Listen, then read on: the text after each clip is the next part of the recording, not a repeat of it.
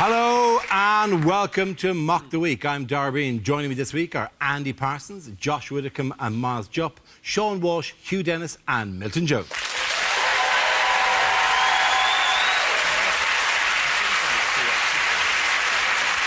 We start with a game called Picture of the Week. I show the panel a topical image and ask them to tell me what's happening. So, teams, what's going on here? Has the recession hit the Village People Tribute Act? Is he saying, and in this week's Grand Designs, I've entombed Kevin MacLeod behind this wall? Is it the worst profile on uniformdating.com? Yeah. Has Miley Cyrus just nicked his sledgehammer?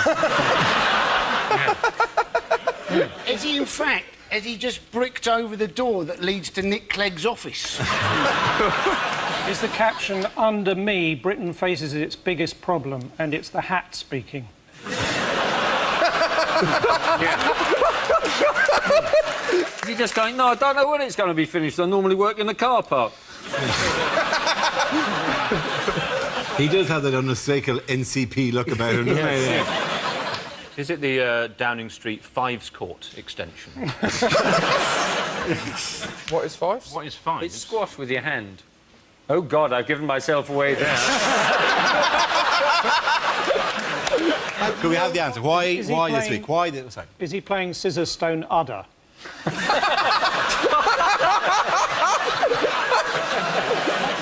Why is Cameron... Is it David Cameron having a trip at the Conservative Party conference? That's absolutely right. That's the reason the news this week. Well done, Andy Parsons. Yes, this is Prime Minister David Cameron on a visit to a housing development near Manchester during this week's Conservative Party conference. At the conference, a number of high-profile policies were announced. Have you seen any of these policies? Yes, they have announced that married couples are going to get a tax allowance, aren't they? It's going to be amazing. It's going to be £200 a year. Yeah? Wow. To encourage couples to spend £4 a week. It's brilliant, isn't it? People going, yeah, walk out, go on, don't turn around now. Come on, eh? There's £2 in it for you. It literally is a pint. You could just get a pint out of it, and then every week you'll argue about who gets the pint. You're talking London prices here. Sorry, of course. If they break into a student bar in Stoke, yeah. you get hammered for a month. Yeah. Well, I don't think that's going to help the cohesion of their marriage. So at £200 a year, the average wedding is £18,000. So to break even, 90 years you need to be married for. Don't go dying on me. Don't go dying on me. I need another 23 years out of you. Come on. We're not married, Andy. No. That was like the weirdest romantic movie ever. Don't you die on me. Don't you die on me, Josh Widdicombe. Don't I feel the gooseberry? Who's actually going to be... What decision would you make differently because it's £200 a year? Well, my accountant advised me to become a Mormon. But your accountant actually is a Mormon. He just hands out those leaflets all the time. That was a completely unrelated anecdote. It is weird because it's social policy, social engineering by dangling money in front of people. He hasn't dangled it in front of people, he's waved it in front of people and said, if you like it, then you should have put a ring on it. That's what he's done.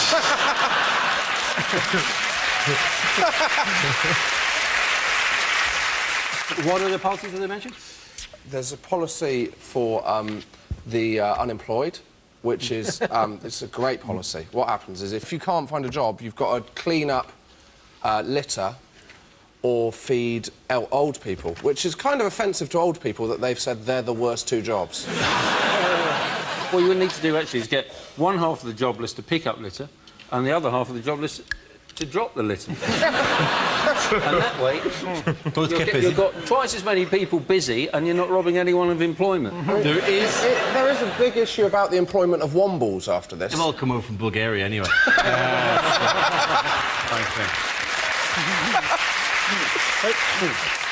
No one wants to be made unemployed. It's a horrible thing. I mean, to be handed a clock and shown the door, especially if you work for Al-Qaeda.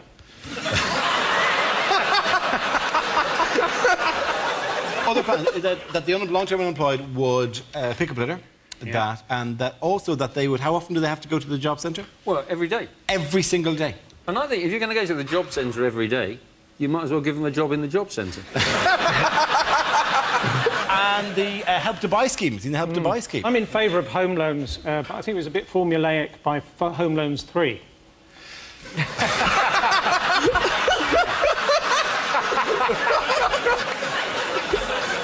Like he was like 19 or something. Yeah. It was like, we're all going off on holiday. Yeah, right, I'll see you in 2 weeks' time. The problem is, I don't think most people understand all this stuff. So I think if you want to appeal to people, it needs to be more simple. Like, I would probably pay a bit more attention if one of the policies was all fire alarms just start off by going, psst, your toast is just a bit burnt. And then I'd go, oh, right, this guy knows what he's talking about. Or if, like, if the government made plug sockets higher so you didn't have to bend over as much. Yorkshire puddings with every meal, yes, Graham. This stuff, I just get confused. Too many numbers, too many people. I don't know what's going on. I look forward to some of you, because do you I have thought this was Buzzcocks.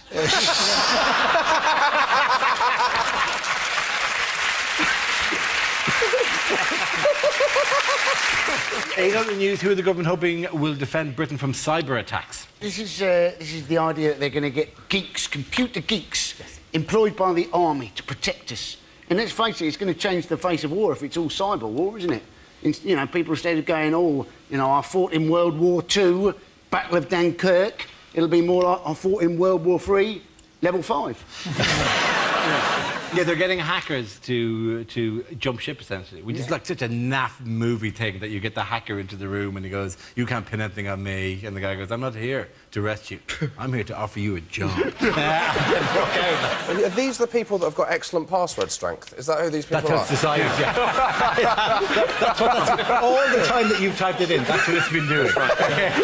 It's been wondering how, what? Josh's mum? No, weak. Why you would call her Josh's mum, I have no idea. We're not very close, we're not very close. Cyber war films, though, they're going to be dull, aren't they? You know, things like Das Reboot.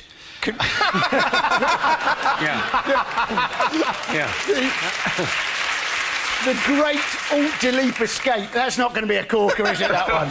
Saving as Private Ryan?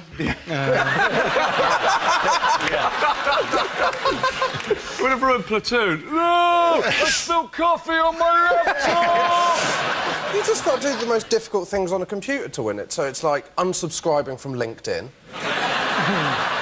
and finding the hashtag key on an Apple keyboard without having to copy it from Google, which is what I have to do every time. My name has a little line over the O. My proper name, I've professionally had to dump it because I can't find it on a keyboard. I have to abuse my Irish heritage. I can't. It's somewhere. It's that and that and that, and then that and that. That's screwed. I'll change my name. It's just easier. They're meant, aren't they? What's their job? They're meant to slow down our enemy's capacity for cyber warfare. Yes. Yeah. Well, simple. Put China on BT broadband.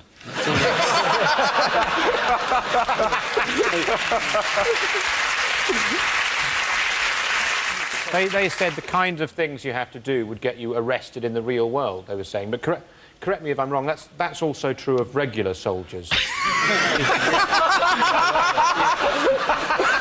know, I'm thinking specifically of shooting and so forth. Ordinary policemen know nothing about computers. I don't know if you've been down to PC World.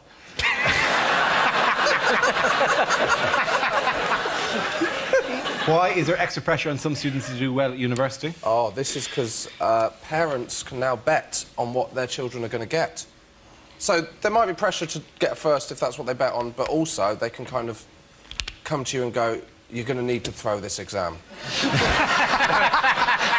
I've put the house on you getting a 2-2. But could you do an exam under that kind of pressure? I'd worry if the odds changed, like, you know, in football, and then Ray Winston's head would come up. in the middle exam, and a giant... Oh, I bet him play. Not now, Ray. You got that wrong. Shut up, Ray. Shut up, giant floating Ray Winston head. I'm trying to do an exam here. We had a very similar thing at our school, and that was having a bet on who we thought was going to miss out on their GCSEs because they were pregnant. And everybody got it right, Sarah Pocock. So there we go. Not a real name. Not a real name. Did you make sure of that, Andy? There's an element of danger of insider trading there. Quite literally insider trading. They should have done it with Sports Day. Instead of exams, Sports Day made that more interesting. Loads of parents with, like, houses on the egg and spoon race. Don't drop the egg! Don't drop the egg! OK, at the end of the round, the point's going to Sean here in Milton.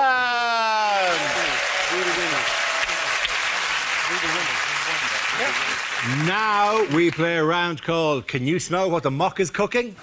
This game involves Josh and Milton, so if you could make your way to the performance area, please.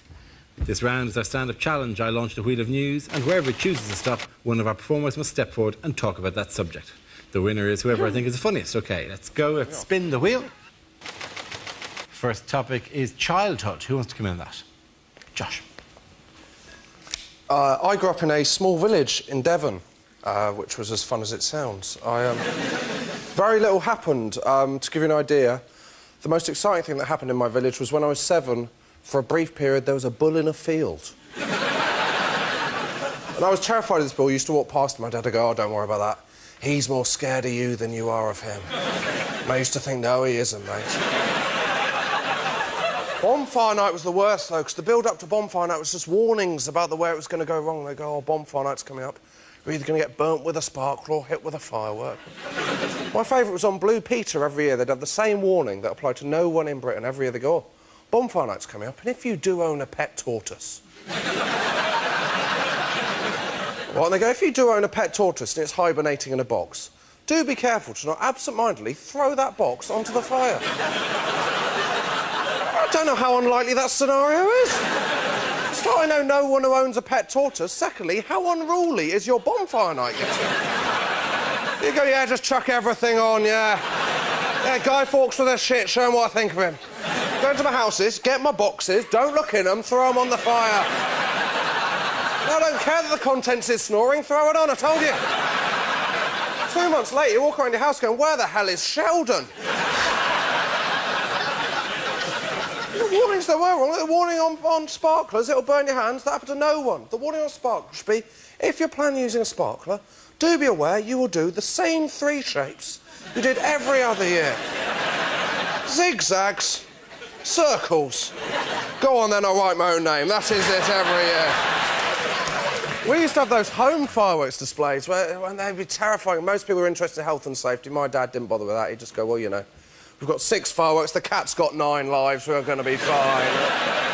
We'd be firing off fireworks towards the village like we declared war, and then the whole thing would climax with a Catherine wheel nailed to a gate failing to go off. My dad creeping up on it, us going, Dad, you're not meant to go back to a lit firework. Him going, don't worry about that, it's more scared of me than I am of it, it'll be fine. Thank you very much, Josh Rutherford. OK, so Milton is left. Let's see what topic he has. Let's spin the wheel. And the topic is travel. Where you go? Strange things do happen. Once, I saw a little green man, and I walked towards him, and he just disappeared, and then I got run over.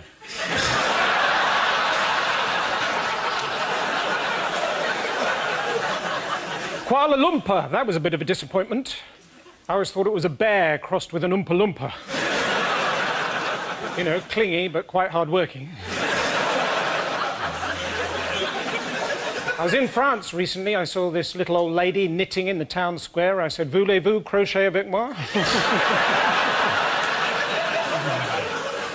She took it all the wrong way. What with the financial situation, I'm not sure Ireland's going to stay afloat. Cork, maybe. 11 days it takes to walk to Torquay holding the hand of a 7-year-old. Well, that's what I thought. It was his birthday treat, but turns out he actually wanted a walkie-talkie. I'm very English, really. I even ordered a book on the internet, How to Have Absolutely Nothing to Do with Your Neighbours. Unfortunately, I was out when it was delivered.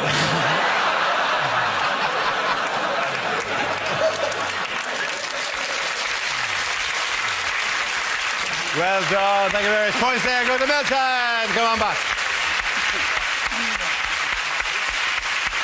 Our next round is called If this is the answer, what is the question? On the board are 6 categories. Sean, which category would you like? Go for environment. Environment it is. The answer is 95%. What is the question? Is it the percentage of a Domino's pizza left before I think, what am I doing with my life?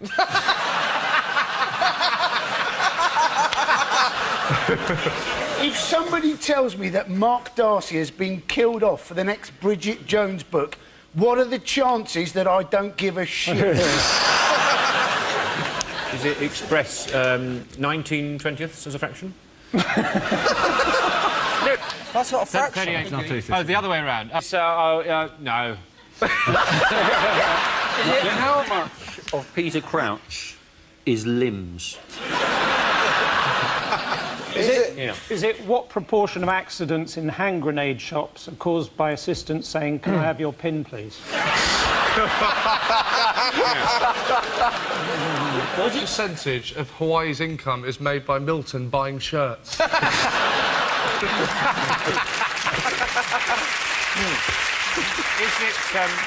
Is it express 19/20ths as a percentage? Is it, if I send a text on the new iPhone, how much battery will it drain? Is it, how sure am I, Merry Christmas, that this answer will end up in the Christmas compilation? Is it express 76/80ths as... as whatever they're called? Is it, what are the chances I'm going to shove Miles' abacus up his arse? Is it what are the chances Richard Dawkins will be turned away from heaven? Is it what rating does Paradise currently have on TripAdvisor?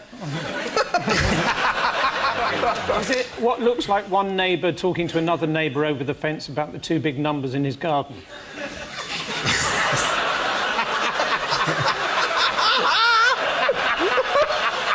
Okay, I'm going to have to move you towards, if I possibly can, towards the correct answer. Is it, what are the chances that humans created climate change? That's absolutely right. Very, very good. Thank you very much. Well done.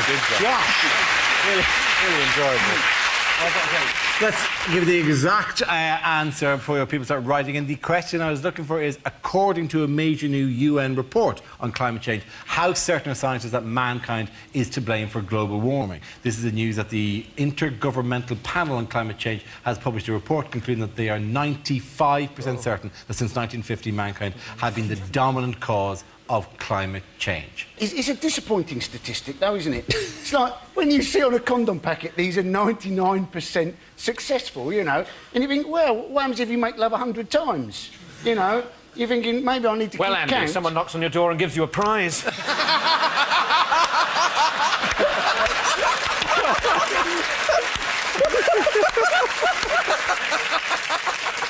you trying to say that I'm still in the 90s? It's merely gossip, I'm sure. Yes, but there's obviously people who won't. It doesn't matter how many reports. They say sea levels are going to rise, but that's very difficult to check. Because they're constantly kind of doing that. Yeah, but the ground isn't, Josh. You've No, noticed but that? There's a fairly easy kind of... Like, if you look at the edge of, like, a harbour, there's, like, a wall that gets wet and then dries and then gets wet again. That's... Yeah, but they're up and down, Dara. They're going up and down all the time. But they can just measure the highest bit and wait a while and see if it gets higher the next day. That's why you're a scientist and I'm They're all worried about sea level rising, aren't they? Because Yes, apparently East Anglia, if it goes more than about 2 metres, the whole thing is going to go underwater. And currently in East Anglia, they're complaining about all these wind turbines are going to spoil the view. You're thinking, not as much as 2 billion gallons of seawater. They'll be grateful for the wind turbines, then, won't they? Because they'll be one of the few things above sea level that they can bloody cling on to. I'm on the wind turbine! I didn't think this plan through! What's the other 5% that might be to blame? No. It's there is still a 5% chance that it will be. It's not like just... squirrels or something. No, it isn't. That other animals have been farting out the CO2. I was just going to ask Miles what the chances are of it not being caused. As a fraction, man-made, expressed as a fraction. fraction. Yeah, as a fraction. What would that be, Miles? Oh, you're looking at, 7/20 or something like that?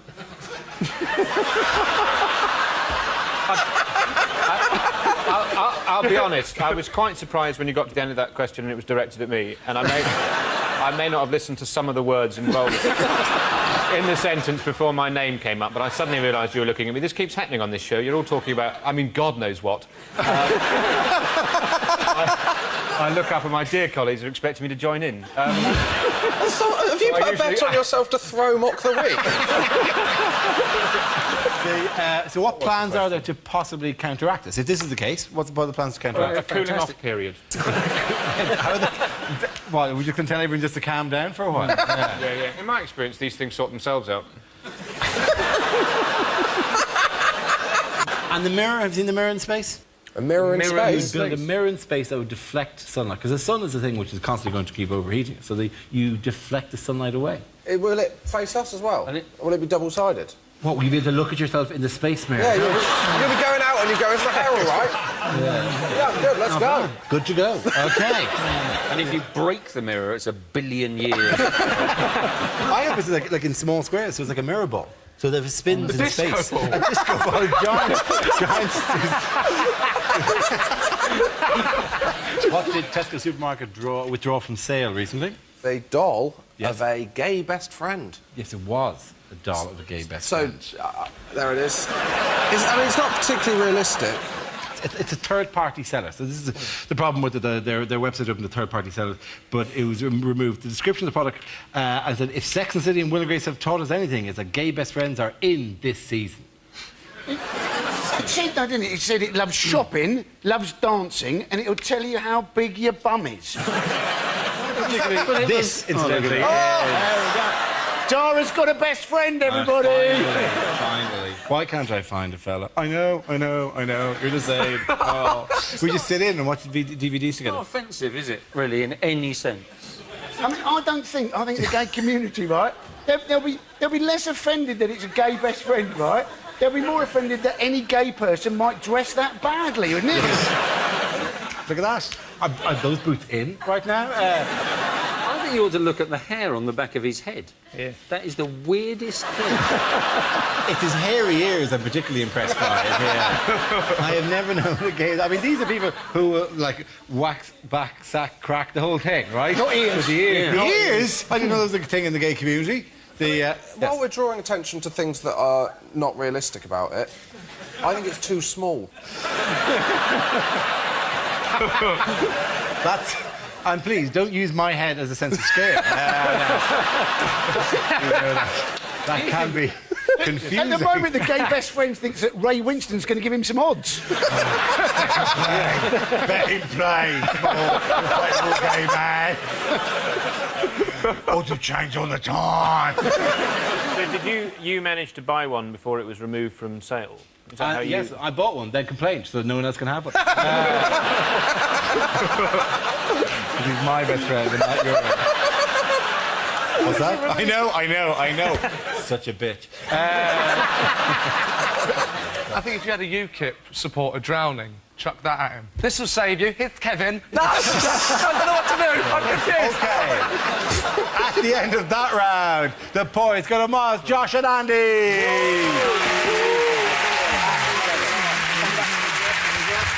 Now we come to scenes we'd like to see. So if everyone can make their way over to the performance area, please. I'll read out this week's topics and then we'll see what our panelists can come up with. OK, here we go. The first subject is unlikely small ads. Do you want a larger penis? Beach volleyball tonight on BBC One.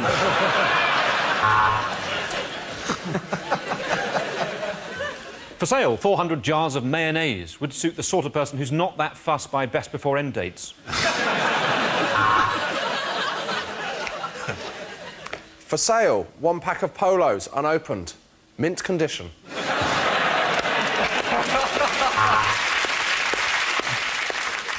Sperm donors wanted. Please come quickly.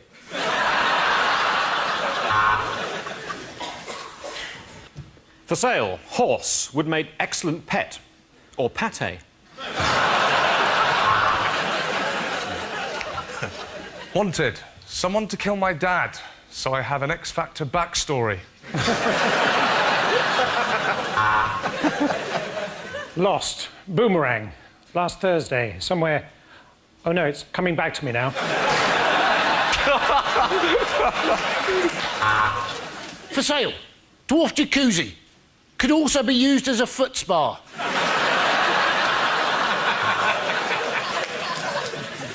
For vasectomies, liposuction and all small cosmetic operations, call Phil, the overambitious tree surgeon.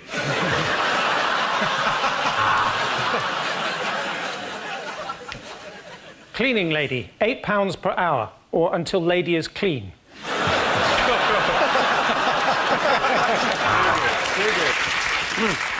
Wanted. Spessing lessons.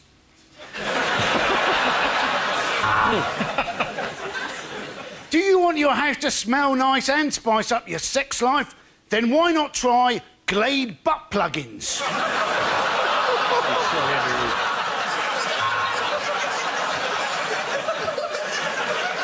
Goodbye, Dad. Rest in peace. And perhaps if you hadn't gambled away all our money, this would be in obituaries.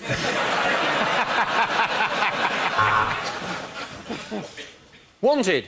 New subject for scenes we'd like to see. The next topic is unlikely things to hear on Crime Watch. The police have said it's OK for the public to approach the gunman as he's sawn off the wrong end of the shotgun.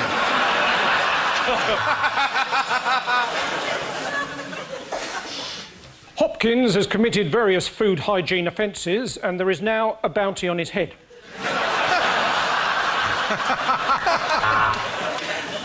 And now a case of Grand Theft Auto. Someone has stolen the case of my Grand Theft Auto. The victim was marched to the cash point and made to take out £300. That's the last time he forgets his wife's birthday.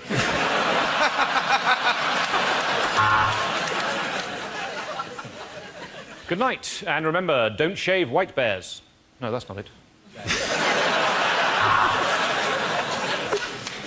We believe the occult to be involved in this crime. This is the victim's phone, and the last number is 666. Hang on, it's upside down.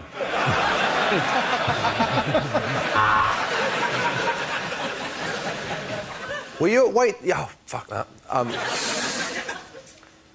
Were you at Yates... Oh, my God, that's a different... Yes. Walk back in. Yeah. Were you in Weatherspoons? Do that one again in a minute, I think. A computer fraudster this week got away with 9 million nectar points. Police are looking for a disappointed man with one new wine glass.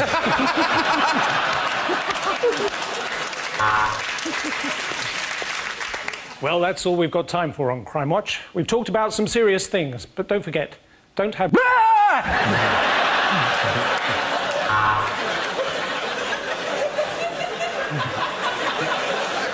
Sometimes victims of crime don't even know they've been robbed because they use the items taken so infrequently. Take Dara O'Brien. Burglars stole his legs 6 months ago.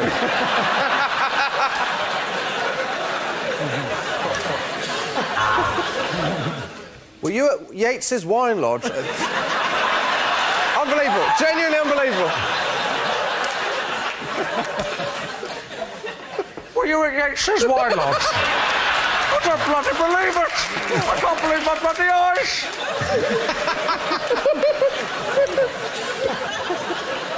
More info on that post office robbery.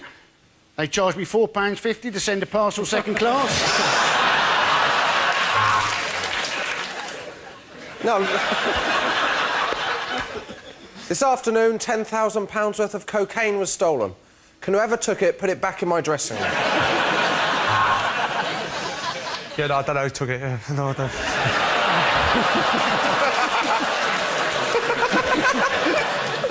Well, we hope that reconstruction jogged a few memories. If not, well, we've needlessly shot 4 more people. OK, the end of that round, the podium of Miles, Josh and Andy. And that's the end of the show. This week's winners are Andy Parsons, Joshua Nicol and Miles Juff. Congratulations to Sean Walsh, Hugh Dennis and Milton Jones. Thank you for watching. I'm Dara Breen. Good night.